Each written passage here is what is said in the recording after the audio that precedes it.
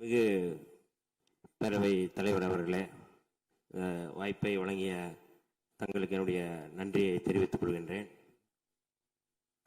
இன்றைக்கு மாண்புமிகு முதல்வர் அவர்களுக்கு பிறந்த நாள். இந்த பிறந்த நாளில் விடுதலை சிறுத்தைகளின் சார்பில் அவர் தமிழ் போல் சிறந்து செழிப்பாக வாழ எங்களுடைய தலைவர் எழுச்சி தமிழர் தொல்காப்பின் திருமாவளவன் அவர்கள் சார்பிலும் விடுதலை சிறுத்தைகளின் சார்பில் வாழ்த்துகின்றேன். நேற்றைக்கு நான் திருவண்ணாமலை மாவட்டம் அங்கே சென்ற பொழுது அது ஈழத்தமிழர்கள் குடியிருப்பு பகுதிக்கு என்னை அழைத்து சென்றார்கள். அப்படி சென்று கொண்டிருந்த பொழுது அந்த குடியிருப்பில் பல கோரிக்கைகள் வைத்திருந்தார்கள். அது தொடர்பாக நான் பேரவைத் தலைவர் அவர்களிடம் நான் தனியாக அதை கொடுத்து விடுகின்றேன். அங்கே குடியிருக்க வீடுகள் சரியாக இல்லை, இன்னமும் கூடுதலாக தண்ணீர் வசதி இல்லை, சுடுகாடு பிரச்சனை இருக்கிறது என்று சொன்னார்கள். அதை இந்த நேரத்தில் மாண்புமிகு முதல்வர் அவர்களுடைய கவனத்திற்கு கொண்டு செல்வதன் நோக்கம், அந்த ஈழத்தமிழர்கள் குடியிருப்பில் முதல்வர் அவர்களுக்கு பிறந்தநாள் வாழ்த்துக்களை தெரிவித்து ஈழத்தமிழர்கள் சார்பாக பிறந்தநாள் வாழ்த்துக்களை தெரிவித்துக் கொள்கிறோம் என்று சொன்னதின் அடிப்படையில் இந்த செய்தியை சொல்கிறேன். அது வீடியோவாக எடுத்திருக்கிறோம், அதை நாங்கள் பகிர்கிறேன்.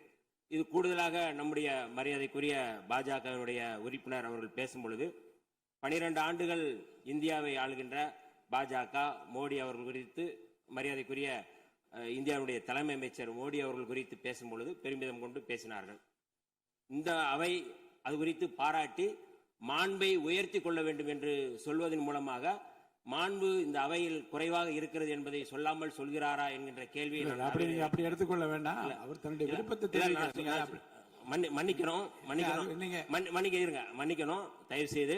ஏனென்றால் தமிழ்நாட்டுக்கு தேவையான நிதி, நான் ஏற்கனவே நம்ம தேசிய கல்விக் கொள்கை 2020 இந்த அரசு மாண்புமிகு அமைச்சர்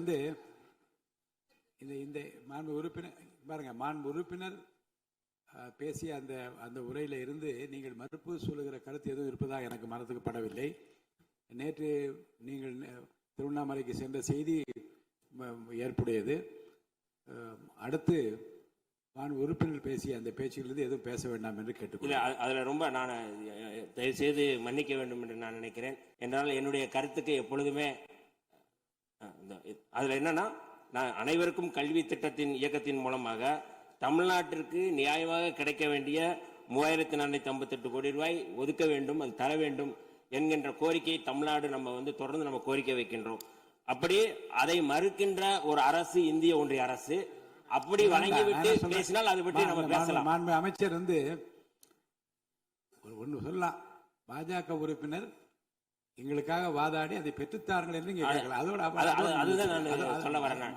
அது குறித்து அவர் பேசி இந்த மாண்பை உயர்த்துவதற்கு இரண்டாவது அவர் சொன்ன அந்த படுகர் சமுதாயம் அப்படிங்கிறது, நாங்கள் சமூக நீதித்துறையின் சார்பாக ஏற்கனவே இந்த கோரிக்கைகள் நிறைய நம்முடைய துறையின் சார்பாக வந்திருக்கிறது. அந்த படுகர் சமுதாய மக்கள் பழங்குடி சமுதாயத்தில் சேர்க்க வேண்டும் என்பது அந்த மக்களுடைய கோரிக்கை. அது குறித்து மாண்புமிகு முதல்வர் அவருடைய கவனத்திற்கும் நாங்கள் கொண்டு சென்றிருக்கிறோம். கட்டாயம் அது குறித்து பரிசீலிப்போம். நன்றி, வணக்கம்.